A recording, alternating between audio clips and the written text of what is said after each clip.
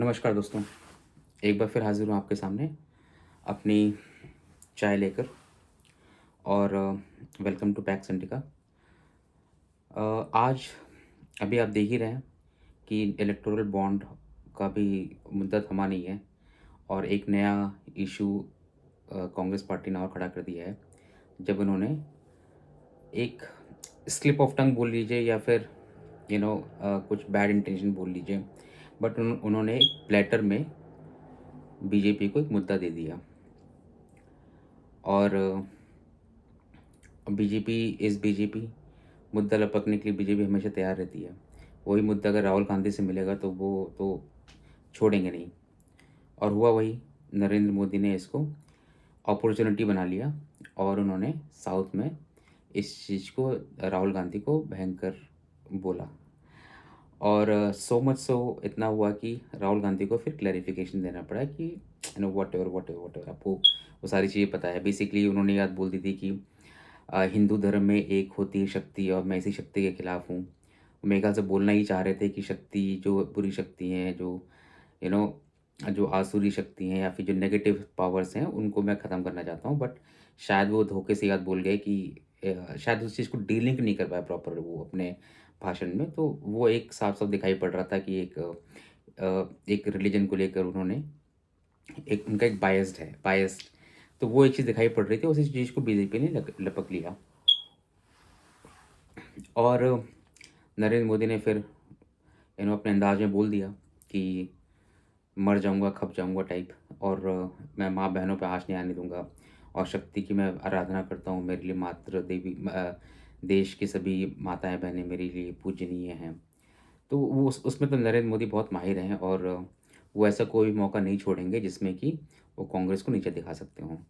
तो प्रॉब्लम यहाँ पर नरेंद्र मोदी में नहीं है, प्रॉब्लम तो राहुल गांधी में है, जिनको इस टाइप के भाषण देने के पहले या फिर किसी भी रिलीजन के बारे में बोलने के पहले एक तो उनका ट्रैक रिकॉर्ड इतना बेकार है और इतना ड्यूबियस है कि उनको थोड़ा-सा केयरफुल रह के ही बोलना चाहिए। अननेसेसरीली का एक और उन्होंने मुद्दा दे दिया।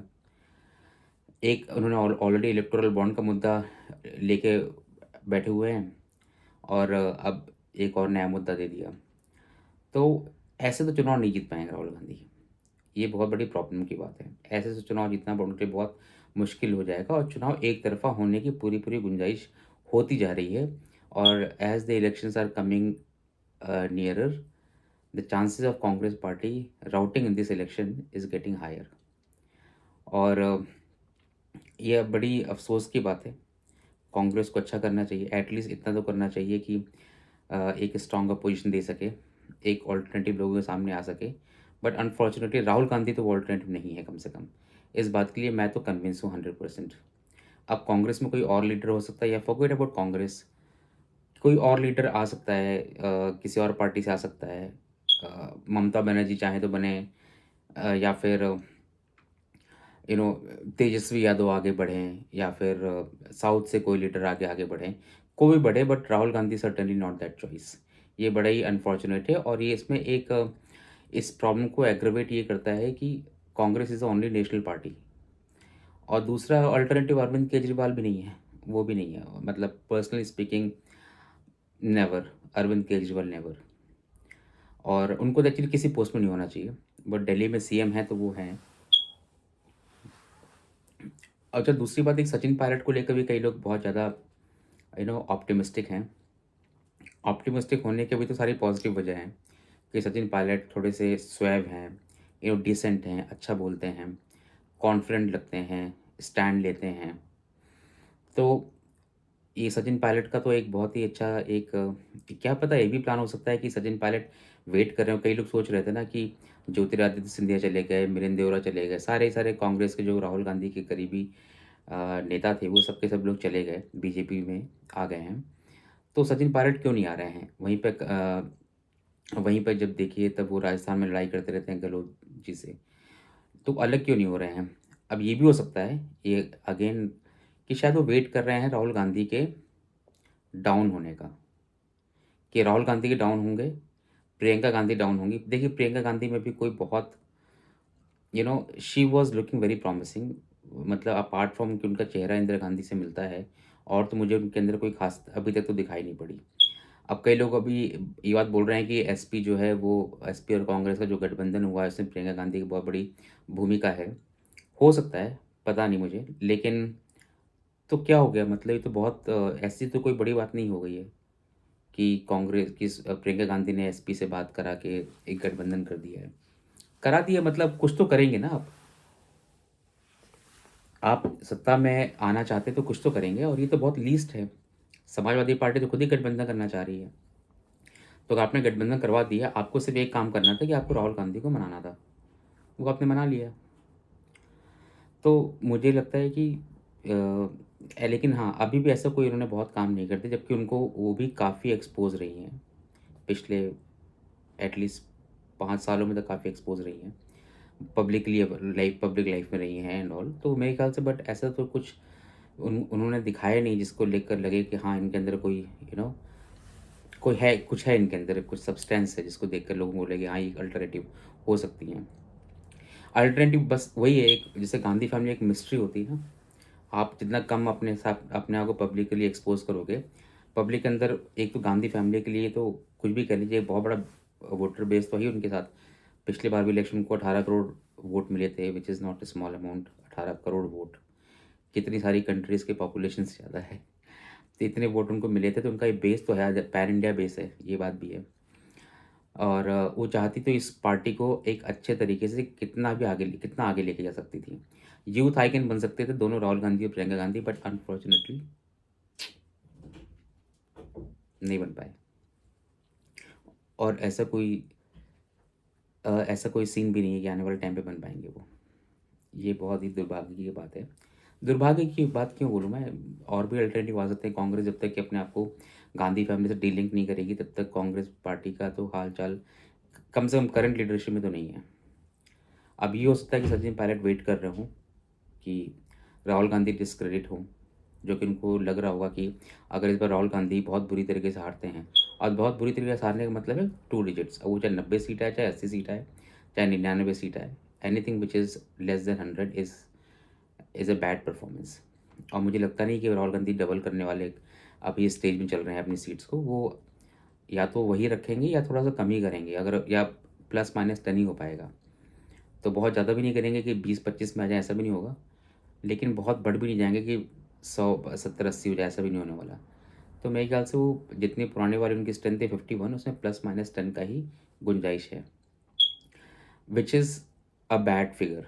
कंसिक्यूटिवली 3 बार अगर आपके पास ऐसा इलेक्शन हो रहा है, ऐसे इलेक्शन का रिजल्ट आ रहा है जहाँ पे आप लीड कर रहे हो, और वहाँ पे अगर आपके पास वोटर्स नहीं आ रहे हैं और आपके पास सीट्स नहीं पड़ रही हैं, इसका मतलब ये हुआ। और जबकि आपने कमान संभाल रखी है, ऐसा नहीं कि आपने कमान नहीं संभाली है। 2014 में भी आपने कमान संभाली थी, 2019 में भी संभाली थी, 2024 में भी संभाल रहे हो। तो उसके बाद भी रिजल्ट लेके नहीं आ रहे हो, तो मेरे ख्याल से ये एक फेल्योर है उनका। और या तो वो भी वेट करें कि नरेंद्र मोदी कभी सत्ता से हटेंगे तो वो आएंगे, बट अगेन जैसा अभी लीडरशिप दिखाई पड़ रही बीजेपी की, ऐसी कोई गुंजाइश राहुल गांधी के लिए तो कम से कम नहीं है आने वाले टाइम पे। प्रियंका गांधी अभी तक ऐसा उन्होंने कुछ प्रूफ नहीं किया है, एटलीस्ट 5 साल में तो देख ही रहे हैं। उसके पहले वो आती थी, बट एक उनके साथ एक एनिग्मा था, एक मिस्ट्री थी कि प्रियंका गांधी कौन है, क्या है। एक सुंदर दिखने वाली लड़की हैं जो कि जिनको लोग बहुत चाहते हैं, छूना चाहते हैं, देखना चाहते हैं, मिलना चाहते हैं जनता, बट उसके बियॉन्ड तो और कुछ नहीं हुआ। वो सब चीज़ जब वो सब चीज़ें थी तब तक तो वो प्रॉमिसिंग दिख रही थी, बट अब तो मुझे वो भी प्रॉमिसिंग दिखाई नहीं पड़ रही हैं। तो हो सकता है सचिन पायलट का भी सोच ऐसी हो, क्योंकि राहुल गांधी 3 इलेक्शन हारेंगे तो डिस्क्रेडिट हो जाएंगे, और राहुल गांधी ही अपनी या तो पॉलिटिक्स से अपने आप को दूर रख लेंगे। सचिन पायलट के उस टाइम पे अगर कांग्रेस में अल्टरनेटिव लीडरशिप की बात होगी, तो सचिन पायलट भी अपना दावा ठोक सकते हैं।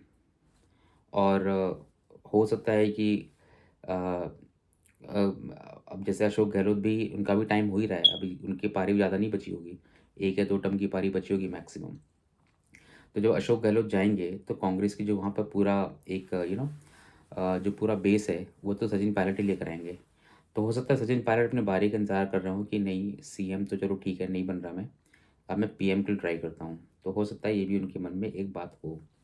और या तो फिर एक स्ट्रॉन्ग रीजनल पार्टी के रूप में तो आ ही सकते हैं वो, जब उन्होंने वो देख रहे हैं कि अरविंद केजरीवाल एक रीजनल पार्टी के रूप में आ सकते हैं, ममता बनर्जी आ सकती हैं, तो सचिन पायलट के पास तो अभी बहुत एज है और एक उनकी पॉलिटिकल कैपिटल है और एक उनका अच्छा अच्छा परसेप्शन है, जनरली सबके सामने ही अच्छा बोलते हैं, संभल के बोलते हैं, तो वो एक प्रॉमिसिंग तो दिखाई पड़ते हैं। बट अगेन दूसरी बात एक ये है सचिन पायलट को लेकर कि अभी तक ऐसा कुछ किया नहीं किसी ने यार, मतलब सचिन पायलट ने ऐसा कोई एम, ऐसा कोई यू नो ऐसा कोई पॉलिसी लेकर नहीं आए हैं, ऐसा कोई बहुत मोबिलाइज़ नहीं कर दिया उन्होंने लोगों को कि लगे कि हाँ, सचिन पायलट में भी बहुत दम है। बट हाँ, दम है ऐसा दिखाई पड़ रहा है, बट प्रूफ नहीं हुआ। बट हाँ, एक गट फीलिंग जो होती है कि हाँ, बंदे में दम है, वो गट फीलिंग तो ज़रूर है उनके साथ, मतलब मुझे मेरे अंदर तो ज़रूर है। अब देखिए इलेक्टोरल बॉन्ड अभी आ रहा है, अब मैंने आपसे पहले भी कहा था, इनफैक्ट मैंने सबसे पहले ही कह दिया जिस टाइम इलेक्टोरल बॉन्ड के बारे में डेटा के लिए सुप्रीम कोर्ट ने आगे बोला था। उसी टाइम मुझे पहली बात तो ये लगी थी कि सुप्रीम कोर्ट ने का ओवर रीच है। ये बात मैं फिर कह रहा हूँ, दोहराते जा रहा हूँ। मैंने 3 वीडियोज़ बना दी हैं इस इलेक्टोरल बॉन्ड के ऊपर और हर बार मैंने एक ही बात बोली है, कि सुप्रीम कोर्ट का ओवर रीच है और इसीलिए मैंने अपने लास्ट वीडियो में बोला था कि सुप्रीम कोर्ट का ये जब मोदी गवर्नमेंट के जो नेक्स्ट टर्म आएगा, जिसके चांसेस बहुत हाई हैं, उस टाइम पे मोदी गवर्नमेंट क्या काम करेगी और उसमें मैंने आपसे कहा था कि एक काम जो होगा वो होगा national judicial appointment commission act दोबारा आएगा। सुप्रीम कोर्ट का जो कोलेजियम सिस्टम है उसको रेशनलाइज किया जाएगा और उसमें एग्जीक्यूटिव का भी हाथ आएगा, एग्जीक्यूटिव का भी रोल आएगा। तो ये तो एक आप मान के चलिए, एक मुझे मेरी बहुत बड़ी गट फीलिंग है। दूसरी मेरी गट फीलिंग ये है कि देखिए 2021 में तो सेंसस नहीं हुआ। बोला गया कि को कोविड आ रखा है तो हम अभी नहीं कर सकते हैं, which made sense also, Covid के टाइम पे करना पॉसिबल भी नहीं था। बट उसके बाद भी मोदी गवर्नमेंट ने नहीं किया। मुझे क्या लगता है, मुझे लगता है मोदी गवर्नमेंट 2025 मतलब 24 से स्टार्ट कर देंगे टुवर्ड्स एंड ऑफ दिस इसी साल। एंड मतलब उनका टर्म आएगा जून में इलेक्ट होंगे वो और अगस्त सितंबर के आसपास आप ये मान के चलिए कि वो सेंसस के लिए अपना काम स्टार्ट करा देंगे और 2026 जब आएगा उस टाइम पे पहला सेंसस निकलेगा 2026 में, ये मुझे लग रहा है। और क्योंकि 2047 में गवर्नमेंट का प्लान है, मेगा प्लान है। अब नरेंद्र मोदी उस टाइम पर नहीं रहेंगे, पर जो भी रहेगा और अगर बीजेपी का रहता है, मतलब बीजेपी तो ऐसा सोच रही है ना, अब आने वाले टाइम पे कैसा अनफोल्ड होता है वो तो अभी हमें नहीं पता है, भविष्य के गर्त में क्या छिपा है ये बात हमें भी नहीं पता है।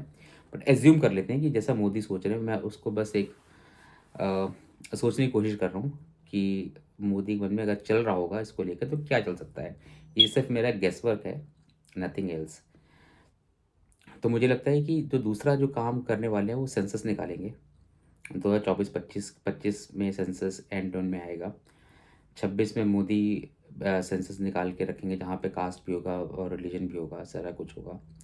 कास्ट शायद ना हो लेकिन रिलीजन डेफिनेटली होगा, ये बात तो मुझे लगती है। और कास्ट का अगर डेटा होगा भी तो शायद वो पब्लिकली कितना करते हैं कितना नहीं करते हैं, या फिर उसको एक with in I don't no, मतलब कैटेगराइजेशन कैसे कैसे करते हैं ये बात मुझे नहीं पता। लेकिन जो मेरा स्ट्रॉन्ग एक हिंट, एक जो मेरा गट फीलिंग बोल रहा है वो ये बात बोल रहा है कि नरेंद्र मोदी माइनॉरिटीज़ को रिवाइज करेंगे। माइनॉरिटी जिसको हम बोलते हैं उसको रिवाइज करेंगे वो। अच्छा, अगर आप कॉन्स्टिट्यूशन में देखोगे तो कॉन्स्टिट्यूशन में माइनॉरिटी को डिफाइन नहीं किया गया है। उसमें बोला गया है कि they should not be dominant caste, dominant religion नहीं होना चाहिए और उनकी खुद की लैंग्वेज, खुद की स्क्रिप्ट, खुद के कल्चर होना चाहिए, रिलीजन प्रैक्टिसेस होनी चाहिए, लिटरेचर होना चाहिए, वो सब है। बट ऐसा कोई उन्होंने डिफ़ाइन नहीं किया हुआ है कि कौन कौन से माइनॉरिटी हैं। तो अगर हम इस बात को लेके, बाय द वे इसमें पहला जो जब कॉन्स्टिट्यूंट असेंबली बन रही थी, जिस टाइम पे कॉन्स्टिट्यूशन के लिए डिबेट हो रहा था, उस टाइम पर माइनॉरिटीज़ के लिए उस टाइम पे माइनॉरिटी को डिफ़ाइन किया गया था एक्चुअली। बोला गया था कौन कौन से लोग माइनॉरिटी में हैं।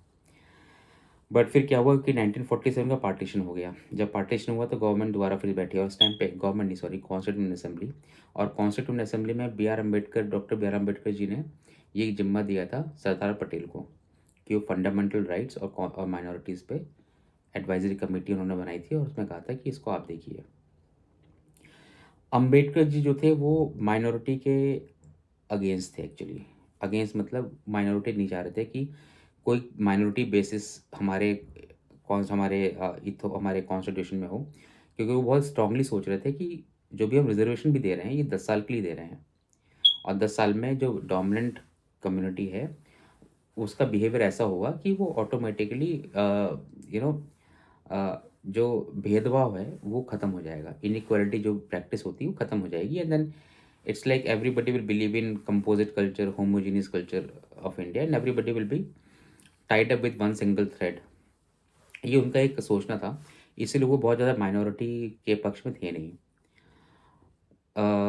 तो जैसा मैंने आपको बताया 1947 के बाद जब पार्टीशन हो गया तो उन्होंने गवर्नमेंट जो कॉन्स्टिट्यूएंट असेंबली एडवाइजरी कमेटी है, उन्होंने फिर अपने सुझाव दिए थे।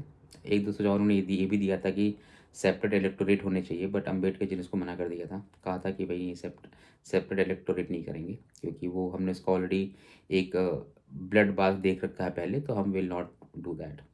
और ये 1947 में ऐसा हो गया था, तो देन ही रिजेक्टेड दैट, तो वो रिजेक्ट हो गया था। उसके अलावा और भी कुछ चीज़ें थी कि वो they can manage their own institutions बना सकते हैं, लेकिन उसमें ये बात कही गई थी कि they will not be funded by the state, any minority institution will not be funded by the state, और any minority group will have the right to practice their own religion, faith, education from the fund of the community, ये कहा गया था। और ये कहा गया था still shed not discriminate against any religious against any minority managed religious institutions, तो माइनॉरिटी मैनेज करके बोला गया था। तो ये सारी चीज़ से मैं आपको इसलिए बता रहा हूँ क्योंकि कॉन्स्टिट्यूशन में ऐसा कहीं कोई डिफाइन नहीं है कि इनकी कौन कौन से लोग माइनॉरिटी में होंगे, राइट। उसके बाद इनफैक्ट आयरनिकली जब पहला जो माइनॉरिटी कमीशन बना था वो कब बना था आपको शायद पता है? वो पहला बना था जिस टाइम पे मोरारजी देसाई प्राइम मिनिस्टर थे, शायद 1978 में। इंदिरा गांधी तो नहीं थी, क्योंकि ये इमरजेंसी के बाद जो भी गवर्नमेंट बनी होगी मोस्ट लाइकली मोरारजी देसाई थे उस टाइम प्राइम मिनिस्टर, वो बने थे। तो मोरारजी देसाई जब प्राइम मिनिस्टर बने तो उन्होंने माइनॉरिटी कमीशन बनाया 1978 में। इमेजिन कीजिए कि बीजेपी के सो कॉल्ड एफिलिएटेड ग्रुप ने माइनॉरिटी कमीशन के बारे में बातचीत की थी। उसके बाद फिर 1992 में इसको नेशनल माइनॉरिटी इसको फिर एक स्टेटस मिला, नॉट कॉन्स्टिट्यूशन, पार्लियामेंट का स्टेटस मिला कि there will be national minority commission. और ये बाद में ऐड किया गया इसमें आपके क्या बोलते हैं पार्लियामेंट के लॉ में ऐड हुआ कि नेशनल माइनॉरिटी कमीशन होगा 1992 में, और फिर सब चीज़ें आगे बढ़ती गई। फिर आपको पता है फिर 2004 में एक्चुअली मनमोहन सिंह के टाइम पे उन्होंने एक कमेटी और बैठाई थी माइनॉरिटी कमीशंस को पढ़ने के लिए, उनके बारे में जानने के लिए, रिकमेंडेशंस देने के लिए। तो उन्होंने कई सारे रिकमेंडेशन दिए कि 10% रिजर्वेशन होना चाहिए गवर्नमेंट जॉब, 15% गवर्नमेंट जॉब में रिजर्वेशन होना चाहिए, उनके पास आरबीआई के थ्रू उनके पास क्रेडिट बहुत इजीली उनको मिलने चाहिए। ऐसे कई सारे रिकमेंडेशन आए थे जो कि आगे आगे नहीं बढ़ पाए। फिर सच्चर कमेटी आई थी, उसके बाद फिर एनीवे फिर सब चीज़ें हुई, बट अदरवाइज़ मेरा कहने का जो पूरा एम ये है कि माइनॉरिटी को ऐसे कोई डिफ़ाइन नहीं किया गया कॉन्स्टिट्यूशनली। और मुझे लगता है कि हो सकता है कि बीजेपी जो है ये बात इस बात को मुद्दा बना सकती है कि minorities as in Muslims are the second largest dominating group in India, sorry या second largest dominating group in India, and second largest population of Muslims lives in India, तो दे आर नॉट माइनॉरिटी। और मुझे ऐसा abolish नहीं करेगी completely minorities को, लेकिन हो सकता है कि उनको एक मिडल कैटेगरी कोई बना दे, डोमिनेंट भी नहीं है और सब्जुगेटेड भी नहीं है, लेस डोमिनेंट भी नहीं है, तो कोई मिडिल कैटेगरी बना के उनको उनके राइट्स को थोड़ा सा रेस्ट्रिक्ट कर दे कि आप माइनॉरिटी में कई सारी चीज़ें नहीं कर सकते हैं। और जो सही मायने में जो माइनॉरिटी हो सकता है वो लेकर आए कि पारसीज हो गए, सिख हो गए, क्रिश्चियंस हो गए, जैन हो गए, बुद्धिस्ट हो गए। मेरे ख्याल से इन लोगों को लेकर शायद वो अपना एक नया माइनॉरिटी ग्रुप बना सकती है, और हो सकता है मेरे ख्याल से बुद्धिस्ट को हो सकता है कि ना बुद्धिस्ट जो लोग हैं, because mostly they are SC, they mostly Buddhism in India is associated with unfortunately with scheduled caste. और बुद्ध भगवान तो ऐसा कोई अलग से लाइक ही is not outside the Hindu fold. Gautam Buddha भगवान तो भगवान सभी मानते हैं, सभी हिंदू धर्म के लोग मानते हैं। तो हो सकता है कि जो माइनॉरिटी का भी स्टेटस है विच इज़ फॉर मुस्लिम्स, हो सकता है बीजेपी उसको वो स्टेटस बुद्धिस्ट फॉलोअर्स को दे दे। इसके चांसेस बहुत स्ट्रांग मुझे लगते हैं, लग ही रहे हैं, मतलब is just my guess. Repercussion क्या होंगे इसके, ये नहीं कह सकता। आसान तो नहीं होगा, सीए जैसा हुआ है उसका तो 10 गुना होगा, 10 गुना होगा। बट हो सकता है कर दे बीजेपी। और ये मुझे एक मुझे लगता है कि जो सेकंड काम है जो बीजेपी करना चाहेगी इवेंचुअली, वो शायद ऐसा भी कुछ कर सकती होगी। तो ये एक मेरी राय थी for minorities. I don't no कि मुझे ये वीडियो पोस्ट करना भी चाहिए या नहीं करना चाहिए, because people may take it, people may be offended. But actually मेरा कोई किसी को कोई ऑफेंड करने का तो एम नहीं है, तो मेरी गट फीलिंग है। और मुझे नहीं लगता इसमें मैंने कोई it there is nothing like for और against of this, I am neutral, I don't know. मुझे नहीं पता कि फॉर्म क्या होगा। जब फॉर्म पता होगा तभी समझ में आएगा कि हाँ मेरा ओपिनियन क्या होगा इसके लिए। लेकिन मेरा जो सोचना ये है कि अगर लॉजिकली सोचा जाए तो अभी हम 15% की बात करते हैं, 15-18% मुस्लिम्स की बात करते हैं, विच अगर हम आज के कैलकुलेशन के साथ देखें तो कितना होता है, तकरीबन 27-28 करोड़ लोग होते हैं, राइट। और मुझे लगता है कि 27-28 करोड़ लोग अब तो नहीं रह गए होंगे, 15% नहीं होगा अब जो नया डेटा आएगा वो डेटा इससे ज़्यादा ही होगा, परसेंटेज वाइज और नंबर वाइज भी। और जनरली मुझे ये बात लगती है कि क्योंकि इंडिया में एक इंडिया एक सिविलाइजेशनल स्टेट है, सिविलाइजेशनल स्टेट कंट्री है। तो मुझे लगता है यहाँ पे रिलीजन के बेस में तो कुछ नहीं होना चाहिए। अ, कुछ आपके पास फ्रीडम होनी चाहिए, बट गवर्नमेंट का एड बहुत ज़्यादा नहीं होना चाहिए। फ्रीडम होनी चाहिए आपके पास हर चीज़ की। लेकिन गवर्नमेंट का एड नहीं है। इनफैक्ट मैं तो अगर देखा जाए तो अगर हम रिजर्वेशन की बात भी करें तो उसको भी एक टाइम के अंदर, टाइम बाउंड के अंदर हमें ख़त्म करना चाहिए। और एटलीस्ट देखिए ऐसा है, मैं ऐसा क्यों बोल रहा हूँ मैं आपको बताऊँ, मैं बहुत सिंपल तरीके से सोचता हूँ कि ठीक है, एक चीज़ आपने, एक कोई कम्युनिटी है जो कि जिसको दबा के रखा गया फॉर एग्जांपल। अब आपने उसके फादर को, अब उस जनरेशन, एक जनरेशन को अगर आपने आईएएस बना दिया है या कोई गवर्नमेंट में एटलीस्ट क्लास 3 एंड अबव अगर आप ऑफिसर बन चुके हैं, तो आपकी पब्लिकली आपकी लाइफ एक अप हो चुकी है, एटलीस्ट आपकी फैमिली की लाइफ अप हो चुकी है। Now you are in a better position to give education to your kids, ठीक है। तो पर्टिकुलरली मुझे लगता है कि भले चाहे सोशली इनइक्वलिटी ना कंप्लीटली मिटे, बट एटलीस्ट जो हमारी मेरिटोक्रेसी वाला जो एक कॉन्सेप्ट है, उस कॉन्सेप्ट में लेट देम पार्टिसिपेट। आप उनको, हाँ ये कर सकते हो, आप उनको इंस्टेड ऑफ गिविंग रिजर्वेशन आप उनको एम्पावर करो हर चीज़ के लिए। लाइक कोचिंग क्लासेस हैं तो आप उनके लिए सब्सिडी दो उनको कि भाई जब ये गवर्नमेंट एडेड हैं या फिर प्राइवेट सेक्टर में भी जो कोचिंग क्लासेस, जैसे आपने आयुष्मान बना दिया है, आयुष्मान हेल्थ कार्ड, वैसे ही SC ST के लिए एजुकेशन के लिए हेल्थ कार्ड बना सकते हो कि भाई आपके लिए एजुकेशन फ्री होगी या सब्सिडाइज्ड होगी। In fact even in private institutions में भी आपकी एजुकेशन जो है वो सब्सिडाइज्ड होगी। आपको कहीं पे हॉस्टल लेना है वो सब्सिडाइज्ड होगा। मेरे ख्याल से इस टाइप की जो चीज़ें होती हैं वो एक अफर्मेटिव एक्शंस होते हैं, और वो मुझे लगता है वो ज़्यादा इंपॉर्टेंट है, बजाय इसके कि आपको रिज़र्व कर दिया जाए कि नहीं आपको रिज़र्वेशन मिलना चाहिए। वो नहीं मुझे लगता है सही है। इकोनॉमिकली अगर आप हैं वीकर तो आपको मिलना चाहिए। मेरा जो कॉन्सेप्ट इतना ही सिंपल सा कॉन्सेप्ट नहीं है। आप इकोनॉमिकल वीकर सेक्शन की हम बात करते हैं, फॉर एग्जांपल उसको थोड़ा और बड़ा कर दीजिए। जब आप रिजर्वेशन, पहले तो आप जैसे आपने SC का रिजर्वेशन या OBC का ST का हटाया, ST का तो मुझे लगता है अभी थोड़ा टाइम लगेगा, बट अगर हम फेज़ वाइज़ ही बात करें, फॉर एग्जांपल OBC की बात करें, तो OBC के बारे में बात करें तो 27% के आसपास उनका रिजर्वेशन है, 23% के आसपास। तो अगर हम उनको थोड़ा सा कम करते हैं रिजर्वेशन, उनको जो कम कर रहे हैं उनको हम, जो इकोनॉमिकली वीकर सेक्शन है उसके अंदर उसको हम बड़ा करते हैं, राइट। फॉर एग्जांपल EWS का जो हमारा सेक्शन है, जो हमारा क्राइटेरिया है, उस क्राइटेरिया में शायद 10% है, उसको अगर हम 30% कर दीजिए, 30 या 40% कर दीजिए। अब उसके अंदर आपके जो भी बंदे आ रहे हों, गरीब आ रहे हैं, वो गरीब कोई भी हो सकता है, किसी भी जाति का, किसी भी धर्म का हो सकता है, मुस्लिम भी हो सकता है, हिंदू भी हो सकता है, और हिंदू के अंदर जो डिफरेंट कास्ट डिवीज़न है वो भी हो सकता है, ब्राह्मण भी हो सकता है, और शेड्यूल्ड कास्ट में के जो लोग बिलोंग करते हैं वो भी हो सकते हैं, एसटीज़ भी हो सकते हैं। मेरे ख्याल से एक ऐसा सिस्टम बनाने की बहुत ज़रूरत है, और इससे क्या होगा कि मुझे लगता है इससे इससे जो सोशली इनइक्वालिटी जो है वो बहुत तेज़ी से ख़त्म होगी। और ऐसा मैं बोल रहा हूँ ठीक है, लेकिन ऐसा डॉक्टर भीमराव अम्बेडकर जी ने भी बोला था। तो मुझे लगता है कि और कॉन्स्टिट्यूएंट असेंबली ने इस बात को सपोर्ट भी किया था, तो एक मेजॉरिटी व्यू तो यही है,